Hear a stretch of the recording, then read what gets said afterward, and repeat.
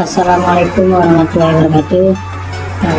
Pada kesempatan kali ini saya akan berbagi mengenai cara pengerjaan jurnal pembelajaran pada PPG bagi guru tertentu piloting tahap 2, yang dimana yang saya lihat masih terjadi banyak kebingungan untuk teman-teman dalam pengerjaan jurnal pembelajaran ini.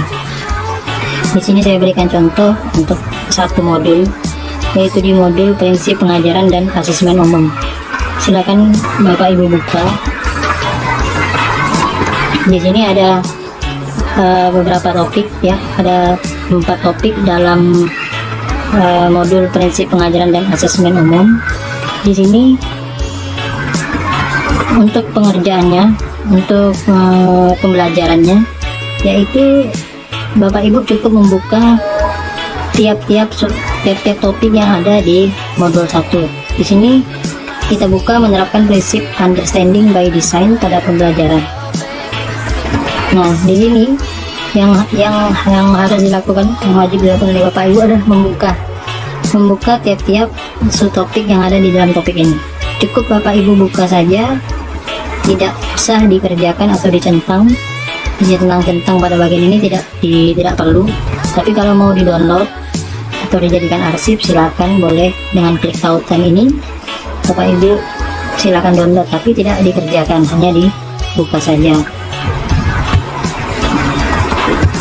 Kemudian yang kedua juga sama, yang dibuka saja sampai bawah, kemudian ditutup sampai tandanya berubah menjadi hijau seperti ini. Untuk video juga sama, tonton videonya sampai selesai, kemudian ditutup. Terus lakukan sampai semua subtopik berubah menjadi warna hijau. Ini juga sama, tidak perlu Bapak Ibu kerjakan, cukup dibuka saja sampai tandanya berwarna hijau. Kemudian di latihan pemahaman, ini soal post-test dikerjakan. Ini tidak mempengaruhi nilai pada UKP PPG Bapak Ibu, jadi cukup dikerjakan saja. Ini sebagai soal pretestnya. Selesaikan 1-10, kemudian diselesaikan. Setelah itu cerita reflektif. Ini Bapak Ibu ceritakan pengalaman Bapak Ibu setelah mempelajari subtopik ini. Di sini menuliskan cerita reflektif itu minimal 50 kata. Jadi silakan Bapak Ibu ceritakan pengalaman Bapak Ibu setelah mempelajari subtopik dari menerapkan prinsip understanding by design. Kemudian setelah berubah tombolnya menjadi hijau, lanjutkan di topik yang kedua, yaitu merancang pembelajaran berdiferensiasi. Caranya juga sama, buka semua subtopik yang ada di dalam topik ini. Cukup dibuka, tidak dikerjakan apapun di sini, videonya ditonton. Kemudian kerjakan pretestnya. Setelah itu tuliskan cerita reflektif Bapak Ibu mengenai pengalaman belajar tentang merancang pembelajaran berdiferensiasi. Setelah itu selesaikan juga topik ini, menerapkan pendekatan teaching. Selesaikan sampai semua tandanya berubah warna hijau. Kerjakan pretestnya, kemudian ceritakan pengalaman Bapak Ibu setelah belajar topik menerapkan pendekatan teaching at the right level pada pembelajaran. Setelah itu yang terakhir juga selesaikan topik menerapkan pendekatan culturally responsive teaching pada pembelajaran. Buat semua tanda ini berubah menjadi warna hijau. Jadi tidak ada yang perlu Bapak Ibu kerjakan di sini. Cukup dibuka sampai hijau. Mulai dari modul, mulai dari pembelajaran sampai videonya. Kemudian setelah selesai dalam mempelajari keempat topik tadi, Bapak Ibu akan melaksanakan post-test. Nah, post-test ini dilakukan setelah mengisi semua atau mempelajari semua topik yang ada di modul pertama. Jadi silakan Bapak Ibu buka ya, ini pertanyaannya untuk modul 1, modul 2, modul 3, atau acak yang jelas di sini isinya pertanyaan ya, sifatnya post-test. Ada 5 soal dan nilai maksimalnya itu adalah 25. Jadi jawaban Bapak Ibu itu semuanya memiliki bobot nilai dari 1 sampai 5. Kemudian yang terakhir proses setelah belajar modul, setelah belajar topik, mengerjakan post test, kemudian Bapak Ibu akan ditugaskan untuk membuat jurnal pembelajaran. Nah, sini jurnal pembelajaran hanya ada satu yang bisa dipilih, yaitu prinsip pengajaran dan asesmen umum. Jadi pada jurnal pembelajaran ini Bapak Ibu wajib melakukan atau membuat beberapa tahapan dalam satu dokumen, ya, kemudian untuk dilampirkan atau dilaporkan atau diupload. Adapun tips dan trik dari saya untuk modul 1 ini, pengerjaannya itu sudah saya buatkan. Nah, di sini tips dan trik pengerjaan jurnal pembelajaran PPG Piloting Guru Tertentu tahap 2 tahun 2024, yaitu yang pertama modul 1, prinsip pengajaran dan asesmen. Di sini saya jelaskan dulu untuk modul ini, semua modul yang ada di kegiatan PPG Piloting ini semuanya umum. Jadi di sini dikerjakan bukan per mata pelajaran, tetapi semuanya kegiatannya umum. Jadi yang dibahas di sini adalah umum. Ya, jadi tidak berdasarkan mapel, kecuali ada diminta untuk rancangan pembelajaran. Selain itu semuanya sama. Jadi untuk mata pelajarannya itu semuanya umum, ya. Jadi SD, SMP, SMK, SMA itu sama untuk pengerjaan jurnal pembelajaran yang ada di PPG ini. Jadi Bapak Ibu tidak perlu memikirkan saya mapel ini, tapi semua yang ada di sini bersifat umum. Jadi mapel apapun sama pengerjaannya dan konsepnya juga sama. Jadi kita lanjutkan. Jadi untuk modul 1 ini, yang pertama itu topiknya ini ya, prinsip pengajaran dan asesmen. Itu modul 1. Nah, di sini yang pertama petunjuknya adalah kerjakan aksi nyata. Jadi Bapak Ibu pilih salah satu dari 4 topik yang ada di contoh itu, ya. Jadi ini adalah modulnya. Nah, ini adalah topik yang ada di modul 1. Yang pertama menerapkan prinsip understanding by design, kemudian merancang pembelajaran berdiferensiasi, kemudian menerapkan pendekatan teaching, dan yang keempat menerapkan pendekatan kulturali. Jadi silakan Bapak Ibu pilih salah satu saja yang untuk dikerjakan aksi nyatanya dan kelengkapan lainnya. Di sini saya berikan contoh untuk merancang pembelajaran berdiferensiasi. Jadi aksi nyata yang saya angkat di sini adalah topiknya merancang pembelajaran berdiferensiasi. Kemudian Bapak Ibu buat materi yang ada di modul merancang pembelajaran berdiferensiasi. Nah, dari modul-modul dari subtopik ini Bapak Ibu bisa pelajari, kemudian Bapak Ibu kembangkan menjadi suatu konsep pemahaman, ya. Jadi di sini saya berikan contoh pemahaman atau konsepnya itu. Yang pertama, apa itu pembelajaran berdiferensiasi. Nah, silakan Bapak Ibu jelaskan apa itu pembelajaran berdiferensiasi. Boleh menurut modul, boleh juga menurut Bapak Ibu sendiri. Kemudian yang kedua, apa saja komponen dalam pembelajaran berdiferensiasi. Nah, silakan dituliskan, dibuat, dijelaskan apa saja komponen dalam pembelajaran berdiferensiasi. Kemudian apa saja aspek yang ada di dalam pembelajaran berdiferensiasi. Nah, silakan Bapak Ibu ikutkan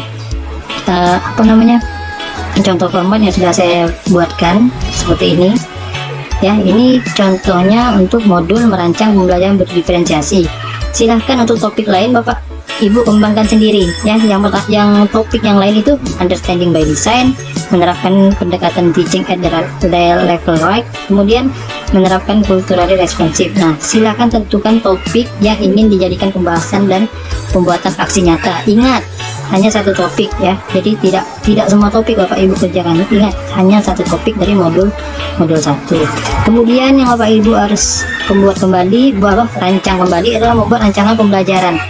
Ya, jadi Bapak Ibu buat rancangan pembelajaran boleh dalam bentuk RPP atau modul ajar yang memuat unsur topik yang Bapak Ibu pilih tadi, ya. Jadi buat RPP atau modul ajar yang mengandung unsur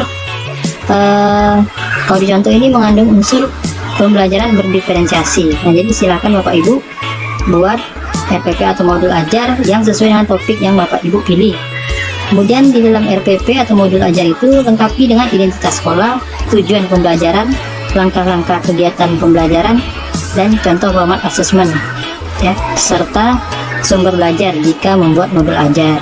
Kemudian kalau bisa sertakan tanda tangan Anda dan kepala sekolah Anda. Jadi itu hanya opsional, tapi kalau dibuat lebih bagus lagi. Kemudian yang ketiga, membuat refleksi. Jadi refleksi ini adalah Bapak Ibu ceritakan pengalaman Bapak Ibu setelah mempelajari topik yang ada pada modul 1 tadi ya. Ini contoh pertanyaannya, bisa diikuti atau bisa juga Bapak Ibu ada pertanyaan lain, silahkan dilengkapi. Di sini saya ada 3 pertanyaan yang Bapak Ibu harus isi, sesuaikan dengan pengalaman yang udah Bapak Ibu lalui setelah mempelajari modul 1 itu ya. Cukup 1 topik saja. Kemudian menyertakan dokumen kegiatan atau foto dokumentasi. Jadi yang pertama itu fotonya atau dokumentasinya adalah sertakan kegiatan bersama rekan sejawat, guru, kepala sekolah ya. Jadi kondisikan di mana Bapak Ibu sedang melakukan presentasi, Bapak Ibu sebagai pemateri, bisa di kegiatan kombel atau kegiatan presentasi lainnya, disimulasikan Bapak Ibu sedang menyampaikan materi. Kemudian sertakan minimal 3 foto. Kemudian sertakan dokumentasi kegiatan bersama peserta didik. Jadi pada saat Bapak Ibu melakukan kegiatan pembelajaran, nah boleh diambil dokumentasinya dan disesuaikan dengan topik yang Bapak Ibu pilih. Jadi kalau pembelajaran berdiferensiasi itu bisa diambil foto pada saat belajar, anak dibagi menjadi beberapa kelompok ya. Jadi silakan Bapak Ibu dokumentasikan, sesuaikan dan simulasikan sesuai dengan topik yang Bapak Ibu pilih, dan juga sertakan minimal 3 foto. Kemudian yang kelima, tahapan yang kelima adalah menyertakan umpan balik dari rekan sejawat. Jadi sertakan lampiran umpan balik dari rekan sejawat ya. Jadi setelah Bapak Ibu mempresentasikan atau Bapak Ibu menyebarkan pemahaman tentang topik yang Bapak Ibu pilih, kemudian pilihlah 2 orang minimal rekan sejawat Bapak Ibu untuk mengisi pertanyaan yang ada di sini. Jadi silakan disesuaikan saja. Yang pertama, bagaimana perasaan Anda setelah mendapat materi? Di sini topiknya pembelajaran berdiferensiasi. Nah, silakan dibuat pertanyaan seperti itu. Kemudian, apa yang Anda ketahui tentang pembelajaran berdiferensiasi? Nah, itu. Kemudian yang ketiga, apa langkah Anda selanjutnya setelah mendapat materi tentang pembelajaran berdiferensiasi? Jadi silakan berikan pertanyaan itu kepada rekan sejawat Bapak Ibu agar mereka sendiri yang melengkapinya. Sebaiknya format umpan balik itu dibuat dalam kertas folio atau kertas A4 boleh saja, kemudian ditulis tangan, kemudian difoto dan dimasukkan ke dalam dokumen aksi nyata yang Bapak Ibu buat. Kemudian yang keenam, gabungkan semua dokumen dalam satu file PDF. Jadi semuanya itu dibuat menjadi file PDF dalam satu satu format PDF, jadi nggak terpisah-pisah. Nah, ketentuan membuat jurnal pembelajaran itu adalah gunakan aplikasi Microsoft Word atau Google Docs dalam penulisan jurnal pembelajaran. Usahakan tidak menggunakan Canva ataupun PowerPoint karena sesuai dengan juknis yang sudah dikeluarkan oleh Kemendikbud, diwajibkan untuk menggunakan aplikasi Microsoft Word atau Google Docs agar lebih terbaca dengan mudah oleh sistem. Kemudian hindari penggunaan gambar yang berlebihan agar lebih mudah terbaca oleh sistem. Jadi buat saja gambar yang simple, lebih utamakan ke penulisan Bapak Ibu. Kemudian usahakan dalam pembuatan refleksi itu dalam 300 kata atau lebih. Nah, jadi Bapak Ibu bisa kembangkan, ceritakan pengalaman Bapak Ibu dalam refleksi itu minimal 300 kata, lebih pun tidak masalah, malah lebih baik. Kemudian validasi jurnal pembelajaran itu maksimal 3 hari setelah penguploadan. Jadi setelah Bapak Ibu mengupload jurnal, kemungkinan 3 hari sampai 5 hari itu hasil validasinya akan keluar, bisa diterima, bisa juga ditolak. Jadi tolong Bapak Ibu kerjakan dengan usaha sendiri karena materinya semua sudah ada di dalam modul, agar hasilnya kelak menjadi berkah ya. Jadi ini berhubungan dengan sertifikasi. Nah, untuk jurnal yang pertama hanya ini tips dan trik yang bisa saya bagikan, semoga bermanfaat bagi Bapak Ibu semuanya. Tetap semangat, tetap sehat ya, jangan pesimis, optimis. Nah, karena dalam pengerjaan jurnal pembelajaran ini tidaklah terlalu sulit.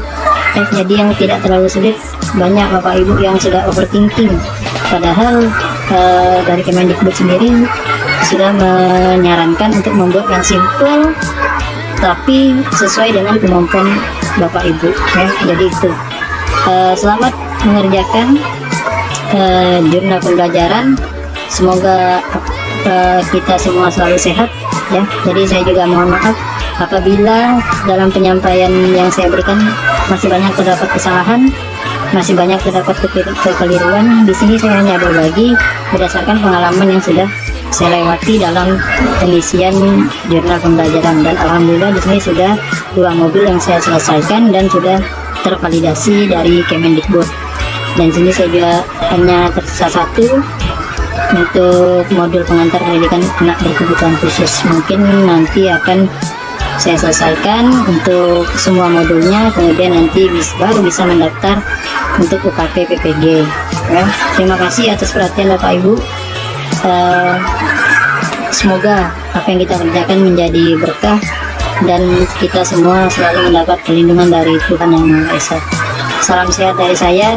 Terima kasih banyak atas perhatiannya. Wassalamualaikum warahmatullahi wabarakatuh.